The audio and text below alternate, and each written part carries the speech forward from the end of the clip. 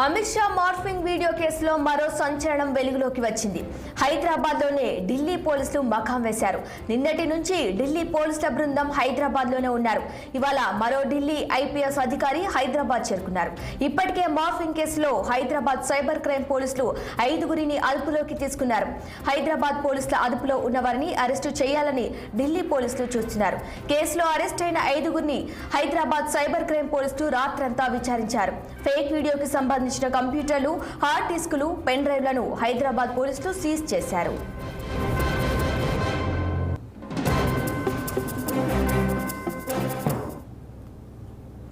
ఇక ఇదే అంశానికి సంబంధించి మరింత సమాచారం మా ప్రతినిధి నిర్మల అందిస్తారు.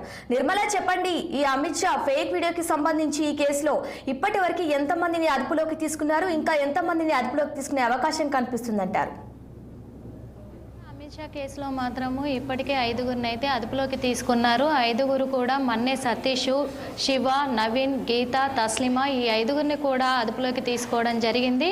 ఈ 5గురిని కూడా ఇప్పుడు వీళ్ళు హైదరాబాద్ సైబర్ పోలీసులు అయితే అదుపులో ఉంచుకొని కూడా వాళ్ళని విచారిస్తున్నట్టుగా కూడా తెలిసింది. అంతేకాదు ఇప్పుడు వాళ్ళ దగ్గర నుంచి కూడా ఇప్పుడు ఫేక్ వీడియోకి సంబంధించి కంప్యూటర్లని, హార్డ్ డిస్కులని, పెన్ డ్రైవ్లను కూడా స్వాధీనం చేసుకొని సీజ్ చేయడం కూడా జరిగింది. ఈ విషయంపై మరింత ఆరా తీయడానికి కూడా ఢిల్లీ పోలీసులు నిన్న మళ్ళీ హైదరాబాద్కి రావడం జరిగింది. ఆ ఢిల్లీ పోలీసులు కూడా ఇక్కడే మకాం పెట్టారు.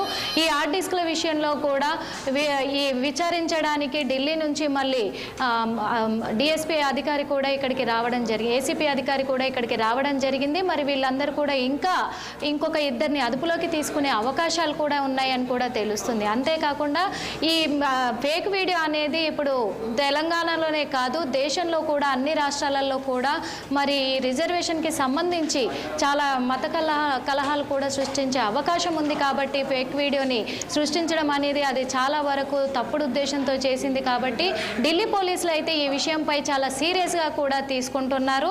అందుకే వీళ్ళని అరెస్ట్ చేసిన వీళ్ళందరినీ కూడా ఢిల్లీకి తరలించే ఆలోచనలో ఉన్నట్టుగా కూడా తెలుస్తుంది. Sirisha. Right Nirmala, thank you.